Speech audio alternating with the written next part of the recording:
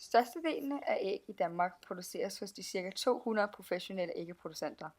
De daggamle kyllinger udruges på et rugeri, hvor hanekyllingerne sorteres fra og destrueres. Hønerne begynder æglægningen, når de er ca. 18-20 uger gamle. Hønerne lægger kun få eller ingen æg, hvis dagslængden er kort, altså om vinteren.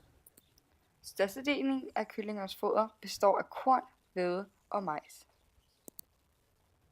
Den mest udbredte form for æggeproduktion sker i berigede buer, altså burhøns.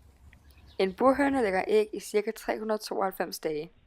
De berigede buer er kendetegnende ved, at det mindste bur skal være minimum 2000 kvadratcentimeter.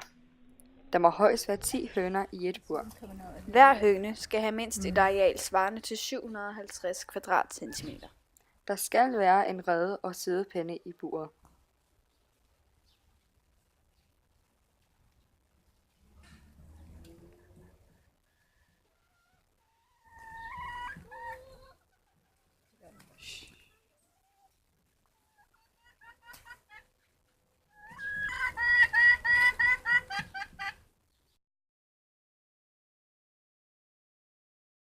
Skrabehøns bor i en lille slags stald, der fungerer som bur. Der er ikke krav om vinduer i staldene, men der skal være reder og siddepinde til hønerne. Samtidig skal mindst en tredjedel af gulvarealet dækkes med strå, høvlspåner, sand eller tørv. En skrabehøn lægger æg i ca. 364 dage. En skrabehøn optager også ca. 44 kg foder i æglægningsperioden.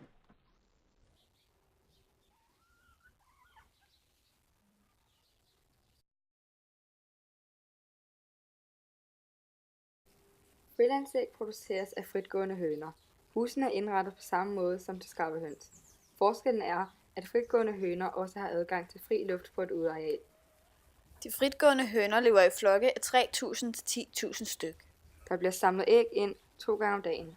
Der bliver også inspiceret hver dag. Høner, der pipper eller opfører sig mærkeligt, destrueres. De fritgående høner må næbtrinnes, hvis de sker inden for de 10 dage gamle.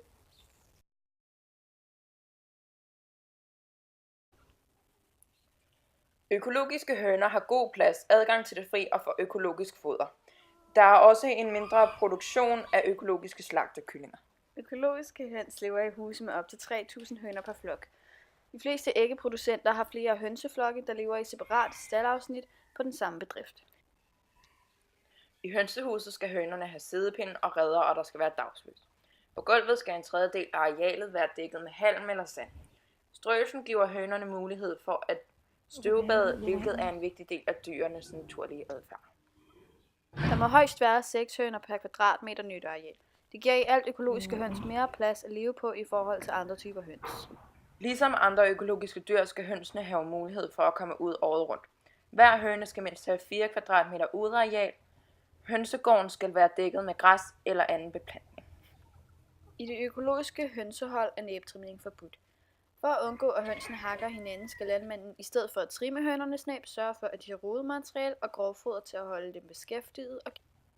Hønsene skal have adgang til grovfoder som f.eks. græs, ensilage, gulerødder eller ro. Økologiske høns får foder, der er økologisk styrket. Dog må 5% af foderet have været ikke økologisk styrket. Ligesom for æggelæggende høner skal slagtekyllingernes levekår i videst mulig omfang sikre dyrenes velfærd. Det vil sige, at dyrene skal have plads og mulighed for at udøve deres naturlige adfærd.